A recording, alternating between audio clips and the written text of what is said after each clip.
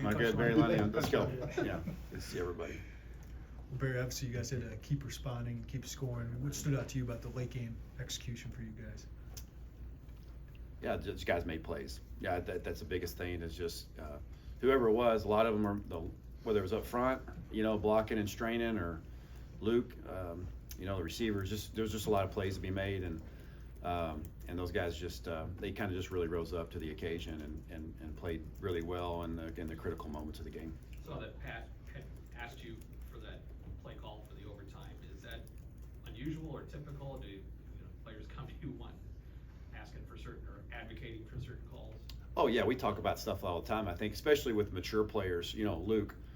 I ask Luke a lot during timeouts, this or this, give him options to get a feel of what he likes. Because we have a lot of different plays that we like in different occasions, but sometimes that's what they feel and like. We try to vet that going into the game, but sometimes during the game, the feel and the flow of the game is different. So whether it be Luke or Pat or Zakari or, some of the guys that are more established, I like to kind of give them some feedback and input.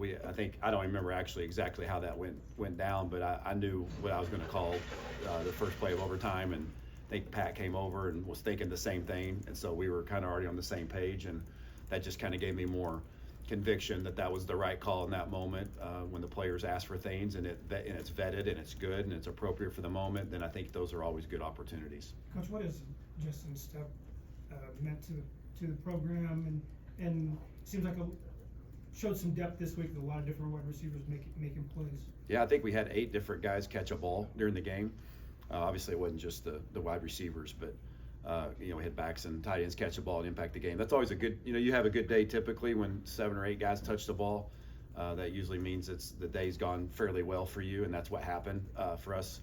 In particular on Saturday. So we feel good about a lot of the guys on our offensive skill to be able to catch the ball and make plays, and that shows up. But with Justin in particular, obviously the familiarity I had with Justin ahead of time. Feels weird to me saying Justin because we just call him Step, but so just making sure I got his first name right. It's just a joke. I know his first name, but anyway, he's a twin. Yeah, he does have a twin. I know Josh as well. I called Josh on accident one time, thinking I was talking to Justin, but that's a different story as well. But Step has just brought a lot of passion for the position and passion for his players, and he's been a great asset for us as a staff and in our offensive room, and he's super high energy. It's fun to watch him on the sidelines react to the plays on the game, on the video after on Sundays when we watch it. He's playing it almost like he's out there with them. He's just got a lot of passion and energy for the position. I think that's infectious for that room. We've got a mature room and an interesting room because we have those guys that are so much older, but then the younger guys, are very mature in the way they carry themselves. Like Hank and Colin in particular are very mature players and the way they go about their business and they prepare and practice. Malik has grown in that leaps and bounds.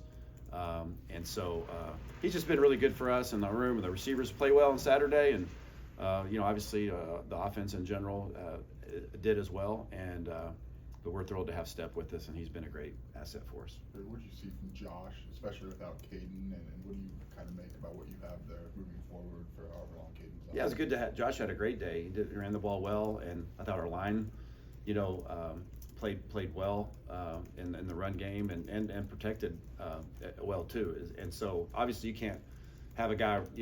I don't know what the actual yardage is for the running backs, but I know Josh in particular and had some really good moments, some really good vision, and we've kind of played to his strengths in a lot of ways, and but did a good job out of the backfield, made 2 really nice plays receiving for us, but I was just super pleased with Josh and how he took advantage of his moment. We talk about that a lot. He's not been maybe as primary for the first 5 weeks as he was the other day, and obviously with Caden being out, he stepped up to the plate and took advantage of that opportunity, and that's what you want guys to see. Luke ran the ball pretty well at times. Do you think that's something we could see going forward, him scrambling for yards and being, sometimes a running quarterback? Well, the scrambling part's hard for me to predict, honestly, because those are things that you don't know that are going to happen. But yeah, I mean, if you're in a passing situations and guys, there's pressure or there's guys not covered. I mean, he's going to naturally transition to some degree as a scrambler. That's not what we don't want to feature him as a runner, but he's certainly more than capable of that. And there was, I think, 3 or 4 design runs there the other day in critical moments that he executed very well. and very confident in his ability to pull the ball. He does a really good job of reading the perimeters when it's time to pull them.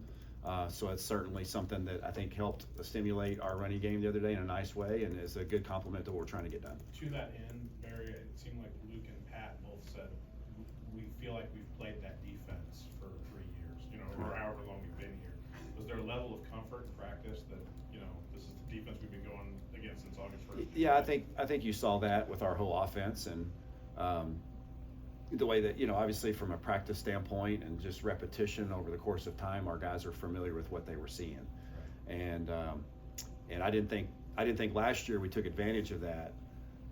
And I thought this year we were much more in tune with that. I think even starting with me and the plan and what we did and how we went about doing it, I thought we, sometimes when you're so close to things, sometimes you don't see them as well, you know, and looking back on the plan 2 years ago, that's kind of how it felt. Like, you know, I felt like I knew that scheme so well that maybe I pressed and tried to do some things that shouldn't have done, and we just kind of scaled that back and just said, look, here over the course of time, here's the things that have been good, you know, for us, and we injected a bunch of new things too as well. But the bottom line, our guys executed. You know, we executed at a really high level. We weren't perfect. We had moments where we could have executed much better, and obviously, you know, the turnover that we allowed was a huge change in the momentum of the game.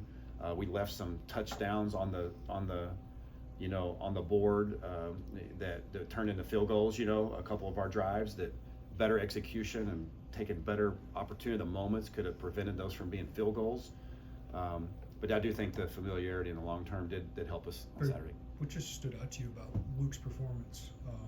You know, first half executing the offense, but second half just making plays. Yeah, I thought, you know, I don't pay much attention to the statistical part of the thing during the game, you know, and then after the game to see how he affected the game, just you know, in the rushing yards and pulling the ball and scrambling, and you know, just everything we did kind of went through him, and he really to a large degree kind of just took over the game, and that. Just in hindsight, in those moments, I'm watching the film on Sunday, and I'm like, dang, that was 3rd and 17. I mean, I know the down and distance, you know, during the game, but like looking back on the header on the film, you know, the video, it's like it's 3rd and 17 to end the game, and you know that play made to Hank, like difference in the game, you know. I mean, just those things. If that ball's incomplete, you know, it's 4th and 17. Are we kicking a field goal there? Are we, you know, having a desperation try to get a 17-yard gain? And so I just thought he was in fully control of the game. It wasn't perfect, obviously. He knows that. We know that. Everybody can see that. I mean, we can't put the ball on the ground. You know, we got to expedite getting rid of the ball at times. But just from top to bottom, I thought the way he bounced back after that turnover was huge. You know, it was a costly mistake, and there's a lot that goes into that. I got to help him with the play call, but I thought just it was a start to finish performance of really good football by him, and it was fun to watch. With Brandon and Zai both getting snaps in right guard, is that like a set timeshare, or is it more ride the hot hand? Like, what's the approach? Yeah, I don't know if we're ready to commit to that, you know, one way or another yet, but just felt like Brandon was somebody that we wanted to explore, given more opportunity to with what he had been doing up to this point. Got his first start, thought he handled it very well. I was really impressed with Zai and the way he came off the bench and the way he played. I thought he really took advantage of those. I think he played 3 series at guard, if I'm not mistaken. But Brandon got his feet wet and had his ups and downs like you would expect a first-time starter to do. And I think moving forward, you'll see both of those guys in there in some combination. You know, and we thought both of them did a nice job for us. Coach, when you look at, how do you size up Michigan? Well, they're. You've seen him carry over from even 2 years ago. Yeah, seems like it's been a long time ago. Seems like it's been more than 2 years ago. You know, a lot of games, a lot of things have happened between now and then. But, you know, just watching the film, and when you get to sit down and watch the film on Sunday, you see a very disruptive, fast, physical front. I mean, like some really high-level players across the board, and a good scheme, well coached. So it's a very good defense that we're going to be playing against. That's obviously a good football team, and I think that experience from not many of our guys were there 2 years ago, but I think the experience from a couple weeks ago at Penn State, just a similar feel, a similar type of attacking defense different, for sure, structurally, but similar in kind of how they present themselves from a personnel standpoint, the talent, the twitch, the power. And I'm hoping that I feel confident that what we went through a couple weeks ago will help us prepare for what we're going to see, because this is an extremely aggressive, talented, physical defense.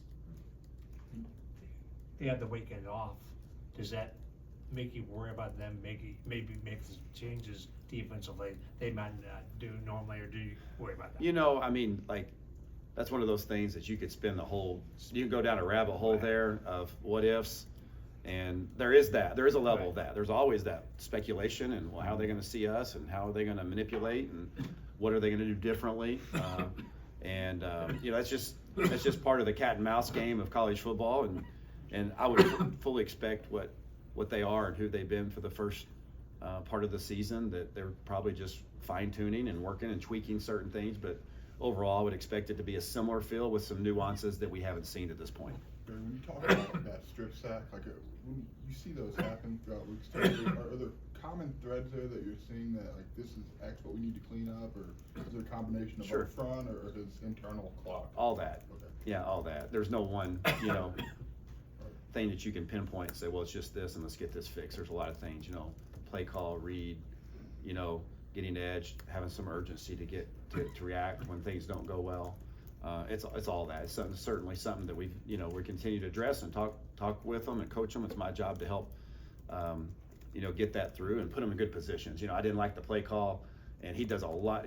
Our guys get me right a lot. I mean, that's not just me, but I think a lot, offensive coordinators across the country, guys, when the play doesn't exactly, unfold the way you want, guys get you right, and our guys do a lot of that. And that's one of those moments that, I've got to do a better job of putting, they had a pressure coming from the boundary, and so the front rocked to the field and pulls up Luke on a bootleg, and as soon as you get pulled up on a bootleg, bad things happen. And, and that's certainly what happened the other day. We got to get rid of the ball and try to avoid those situations. Coach, I know we talked about it multiple times already this season, but it's a stat that really jumps out, and that's the, red zone offense. So what would you point to, to the success that you've had, and the percentage and the touchdown percentage, that's the. Well, I mean, our guy, it's just about players executing and me putting them in a good position. It's really comes down to, and it's those two things. And it starts with the structure of what we're doing, and then it really is about them executing at a high level. And our guys are doing that, even though we did leave a couple opportunities. I thought our first red zone series was a real poor series when we got down there. We rushed through it, and I didn't like the way we executed the first series. We got in the red zone the other day and we kicked a field goal. I thought that was one of our poor series we've had in a while, but then we bounced back and really calmed down and executed pretty nicely. So I would just say it's not, I'm not trying to undermine it or make it overly simplistic. Obviously that area of the field's harder because the defense doesn't have as much field space to defend. Things get congested and get compacted, and you have to have a really high level of execution. You got to be spot on your calls, and I think our guys are confident down there right now, and that'll be a big key this week, to continue that up. These guys are really good down in that area, and so we're gonna have to be really tightened up to be able to, if we get opportunities, when we get opportunities down there, to be able to punch it in. Barry, you seem to have a deepening wide receiver rotation. More of those guys got reps the other day. Hank and Colin have obviously produced. What does that allow for you as a play caller, and what have you seen from those two? We got a lot of confidence in them, I mean, like if you get your way out there, you've earned the right to be out there. And there's some guys too that we have confidence that weren't out there. There's guys that have earned the right in practice to get out there, but because of the way the game's unfolded, and you've got guys like Zakari and Pat on the perimeter that are so, valuable to what we're doing, and they have really good gas tanks, they can play a lot of plays and not get tapped out. Sometimes there's not as many opportunities, but yeah, it's a really good feeling, and we got a lot of confidence in those guys in that room. And then, like I said earlier, like Hank and Colin in particular, those are guys that are just extremely detailed, and they play at a really fast rate on game day. Whatever they are genetically, they play to that, on game day, and that's what you want from all your players, and they do that. And because they're so smart and savvy, they've become really good weapons and a part of what we're trying to do offensively. Barry, when you look at the touchdown in overtime to Pat, if Luke's being honest, he kind of gave the impression that, Pat's not even his first read, maybe not even his second read. And so when you look at that on film, is that kind of next level stuff that Luke's doing that just kind of over time happens? Well, I hope he's one of the first two reads. And if he's, I got to get with Luke on that one if he's not sure if that's his first two reads. But that's a pretty simple read right there. That's He made it very clear that it wasn't his first read. Yeah, he's not his first read. He's right about that, but he is a second. And the safety's the first read, and the safety took the other crosser, and then it made it pretty clear that it was one-on-one, and the throw and the way he pulled the pin on that throw and the ball placement and the catch that Pat made. I mean, that was a big time throwing catch now. I mean, it wasn't an oversimplistic or over exotic scheme. It's something that we've done during the year already a few times. People do it all across the country. Put two guys on crossing routes, pick one of them based on what happens in the back end. Luke picked the right one. And just threw a dart in the back of the end zone in the throwing spot, and Pat made a phenomenal play. So, you know, it just, sometimes those work out in a good way, and I just felt like, I was very confident in Luke's ability, our protection, and the two receivers that we're sending out there, that if they were in man coverage, there was going to be a guy that was going to be one-on-one in the back of the end zone to strike them quick, and that's exactly how it unfolded. That was fun to watch. You talk about Hank, I mean, even to go back to the Penn State game, he had a couple big catches late in that game. Why is he able to get open like he is, and now is he kind of earned that? Savvy, knowledge, understanding, spatial awareness, a knack for being open, knack for getting open. I'm trying to think of any other adjectives that would be, you know, just, he's patient, he's quick, he's probably deceptively fast in a lot of ways. And just got a really good feel for the position, knows the offense very well, very confident in what he's doing, and those are all good qualities for a slot receiver. I'll go with Barry. Yep. You good? All right.